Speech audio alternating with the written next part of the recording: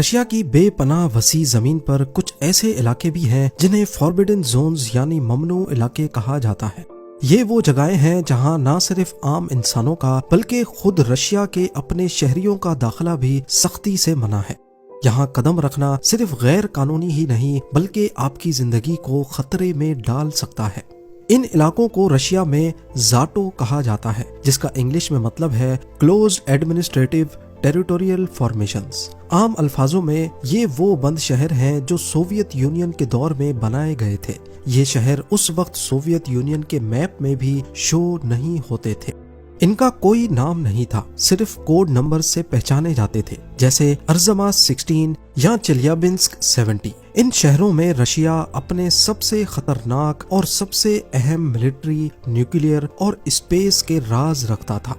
अगरचे Soviet union अब टूट चुका है, लेकिन ये बंद शहर आज भी मौजूद हैं और पहले से ज्यादा सख्त सिक्योरिटी के साए तले हैं। इन तमाम बंद शहरों में सबसे ज्यादा पुरइसरार और खौफनाक नाम है मिज़गोरिये।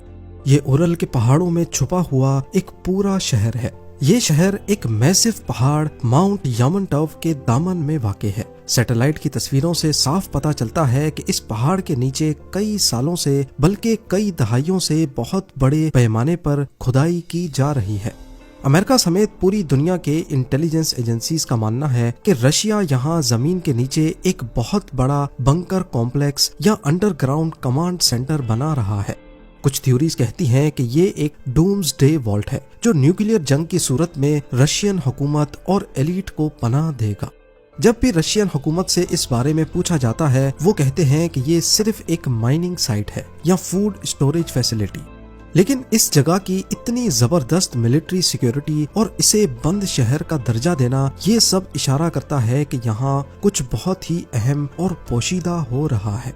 इसके बाद नाम आता है ओज़गियोर्स्क का, जिसे पहले सिटी 40 कहा जाता था। ये रशिया के पहले न्यूक्लियर प्रोग्राम की पैदाइश की जगह है। यहाँ मायक नाम का न्यूक्लियर प्लांट है जहाँ सोवियत यूनियन ने अपना पहला एटॉमिक बॉम्ब बनाया था।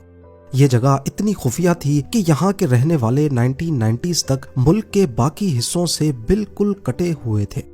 एक और इंतहाई पोशीदा इलाका कपुस्टिन यार है। ये एक इंतहाई high security missile testing range है जो 1946 में कायम की गई थी। सोवियत दौर से ही यहाँ नए नए हथियारों, मिसाइल्स और रॉकेट्स के एक्सपेरिमेंट्स किए जाते हैं। 1940 से ही इस इलाके से यूएफओस के देखे जाने की रिपोर्ट्स आती रही हैं। कई लोग मानते हैं कि अमेरिका के रोजवेल इंसिडेंट की तरह रशिया का भी अपना एक यूएफओ क्रैश यहाँ हुआ था, जिसके बाद से रशिया रिवर्स इंजीनियरिंग करके एलियन टेक्नोलॉजी पर काम कर रहा है। पर हकीकत क्या है ये तो शायद ही कभी पता चल सके। लेकिन कपुस्टिन यार आज भी दुनिया की सबसे पोशीदा मिलिट्री साइट्स में से एक है।